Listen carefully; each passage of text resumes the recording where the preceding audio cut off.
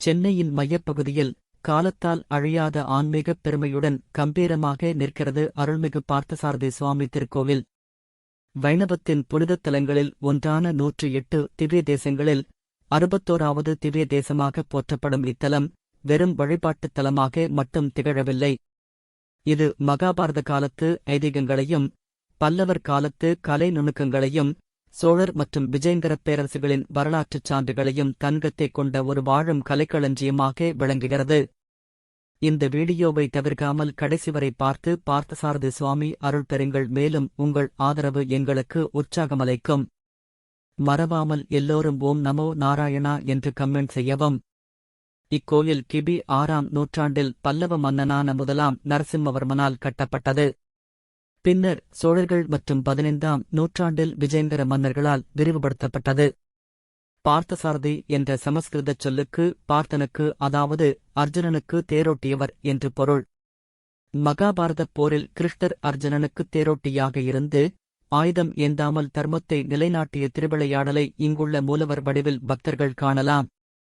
மீசையுடன் காட்சி தரும் பெருமாள், போரில் ஏற்பட்ட தழும்புகள், சக்கரம் இல்லாத கோலம் மற்றும் ஒரே தலத்தில் குடும்ப சமேதராக காட்சி தரும் கிருஷ்ணர் என பல தனிச்சிறப்புகள் இக்கோவிலுக்கு உண்டு. இத்தலத்தின் ஆழமான வரலாற்றையும் ஆன்மீக ரகசியங்களையும் விரிவாக ஆராய்வோம். இத்தலம் அமைந்துள்ள இடத்திற்கு திருவல்லிக்கேணி என்ற பெயர் வந்ததற்கு காரணமான ஐதீகம் இங்குள்ள புஷ்கரணியுடன் தொடர்புடையது. அல்லிக்கேணி என்பது அல்லிப்பூக்கள் நிறைந்த குளம் என்பதைக் குறிக்கிறது. இன்றும் கோவிலின் திருக்குளம் அல்லிக்கேணி அல்லது கைரபிணி புஷ்கரணி என்றே அழைக்கப்படுகிறது. மற்றொரு ஐதீகத்தின்படி இப்பகுதி ஒரு காலத்தில் துளசி வனமாக இருந்ததாகவும் கூறப்படுகிறது. இதுவே பெருந்தாரண்ய க்ஷேத்திரம் என்ற பெயருக்கும் தென் பெருந்தாவனம் என்ற சிறப்பு பெயருக்கும் காரணம்.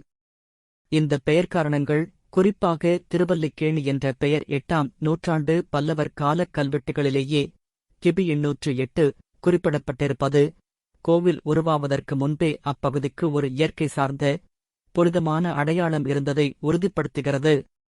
இது வெறும் கோவில் அமைந்த இடம் மட்டுமல்லாமல் இயற்கையாகவே ஆன்மீக முக்கியத்துவம் வாய்ந்த ஒரு நிலப்பகுதியாக இருந்திருக்கிறது. இந்த தொடர்ச்சியான பெயர் பயன்பாடு அப்பகுதியின் தொன்மையும் இயற்கையுடனான அதன் ஆழமான ஆன்மீகப் பிணைப்பையும் எடுத்துக்காட்டுகிறது. மகாபாரதப் போரில் கிருஷ்ணர் அர்ஜுனனுக்கு பார்த்தன், அதாவது தேரோட்டியாக பங்கேற்றார். போரின் தொடக்கத்தில் தான் ஆயுதம் ஏந்த மாட்டேன் என்று சபதம் பூண்டார். போரின் உச்சகட்டத்தில் பீஷ்மர் ஏத அம்புகளை அர்ஜுனனைக் காக்கத் தானே தன்மீது தாங்கிக் கொண்டார். இதன் காரணமாக மூலவர் வெங்கடகிருஷ்ணரின் திருமுகத்திலும் உற்சவர் பார்த்தசாரதியின் திருமுகத்திலும் இன்றும் அந்த அம்புத் தழும்புகள் தெளிவாக காணப்படுகின்றன. பீஷ்மரின் அம்புகளால் ஏற்பட்ட காயங்களை குணப்படுத்த பெருமாளுக்கு நிவேதனங்களில் அதிக அளவில் நெய் சேர்க்கப்படுகிறது. மேலும் மிளகாய் போன்ற காரமான பொருட்கள் தவிர்க்கப்படுகின்றன.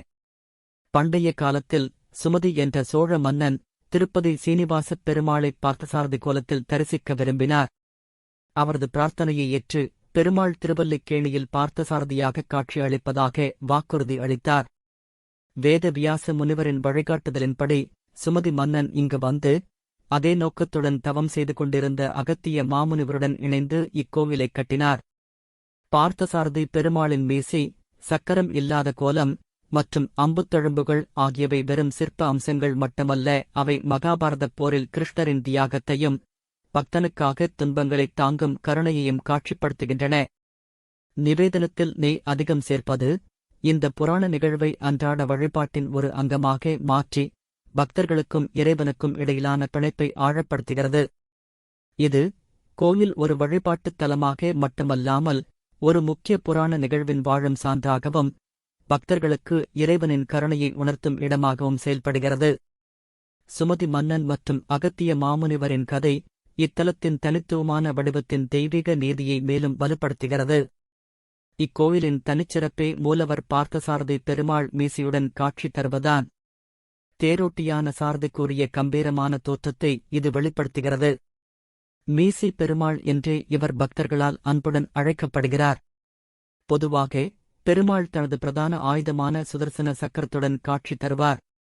ஆனால் இங்கு பார்த்தசாரதி பெருமாள் மகாபாரதப் போரில் ஆயுதம் ஏந்த மாட்டேன் என்ற தனது சபதத்தை காப்பாற்றும் வகையில் சக்கரம் இல்லாமல் கையில் சங்கை மட்டும் ஏந்தியபடி அருள்பாலிக்கிறார்.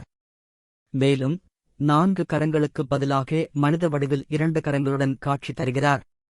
வைகுண்ட ஏகாதசி திருவிழாவின் பகல் 10 உற்சவத்தின் 6 முதல் 10ஆம் நாள் வரை பெருமாள் மீசை இல்லாமல் காட்சி தருவார்.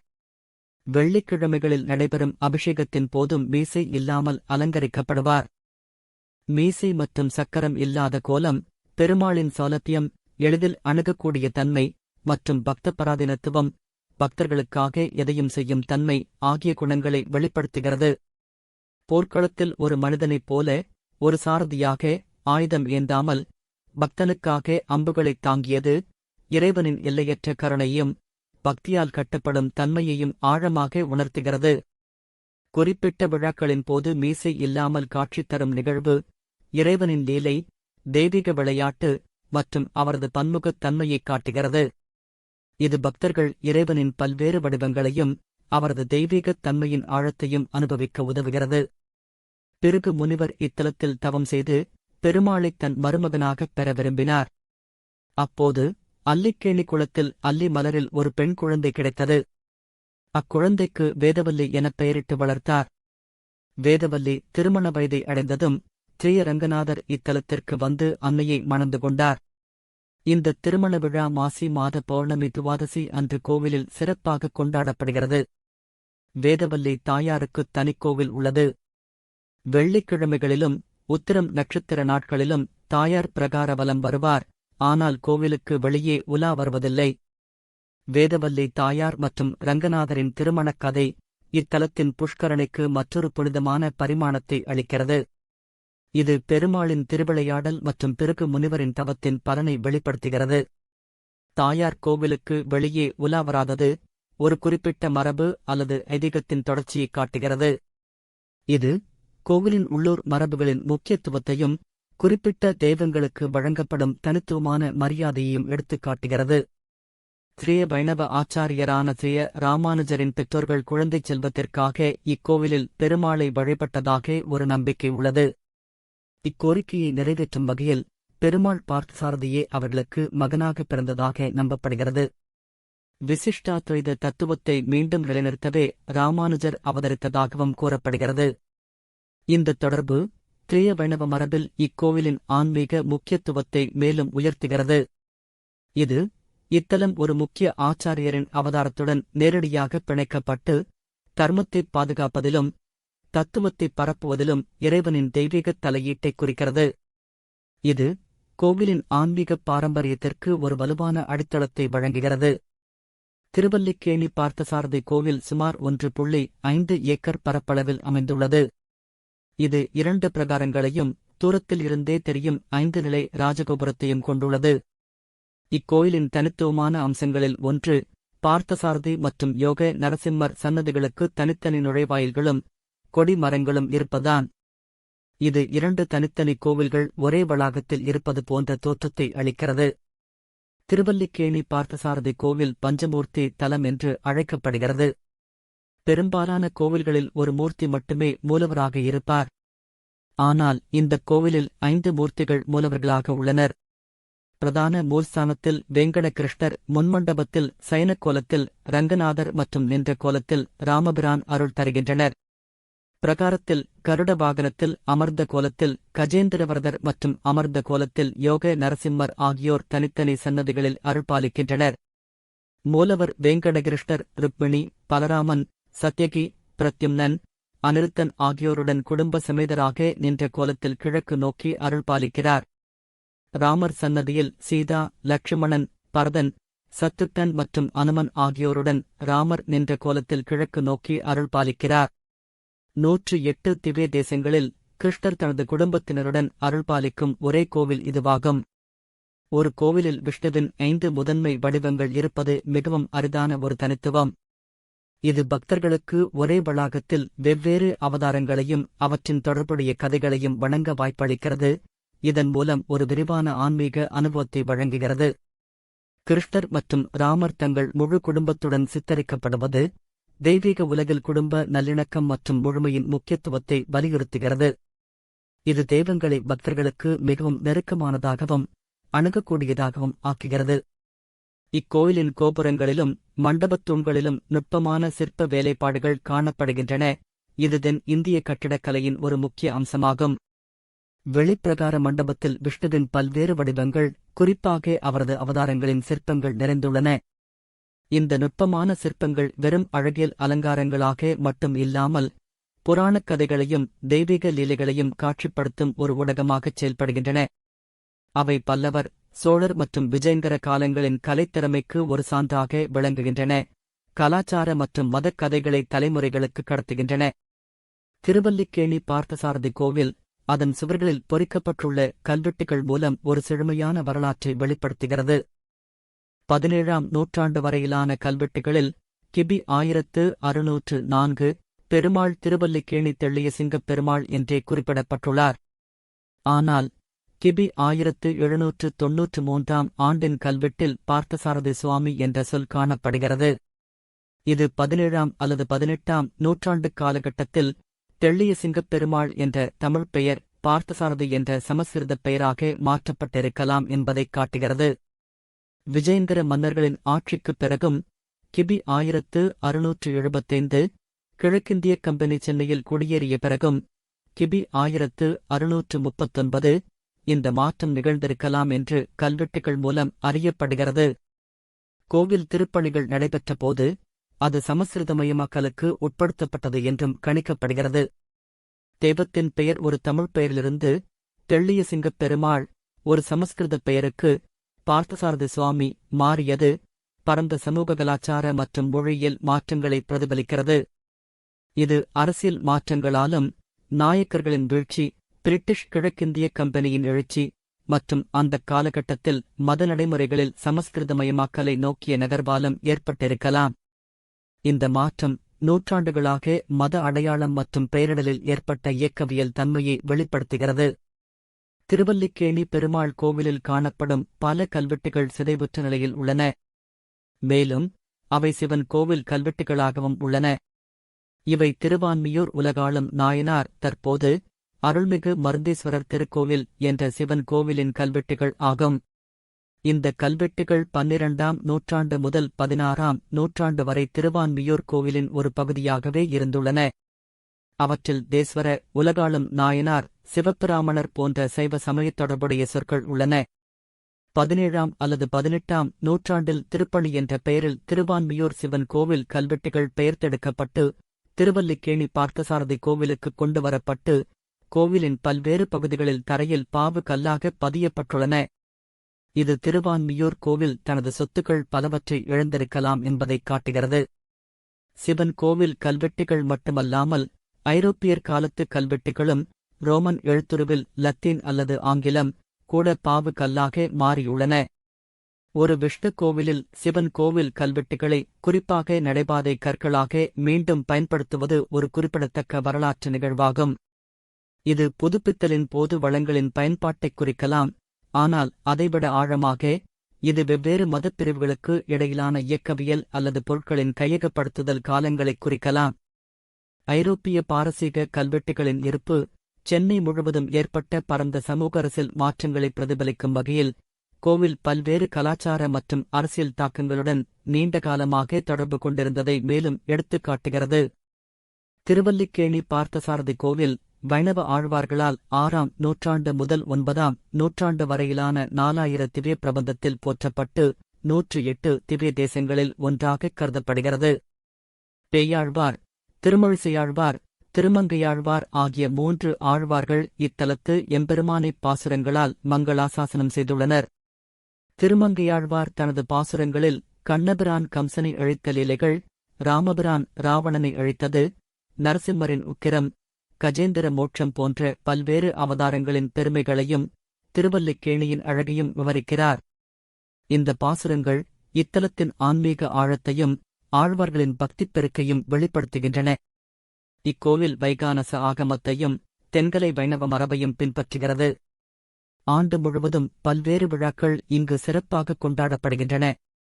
பார்த்தசாரதி சுவாமிக்கு சித்திரை மாதத்தில் 10 நாட்கள் பிரம்மாண்டமான பிரம்மோற்சவம் கொண்டாடப்படுகிறது. அதே மாதத்தில் உதயவர் உற்சவமும் நடைபெறுகிறது.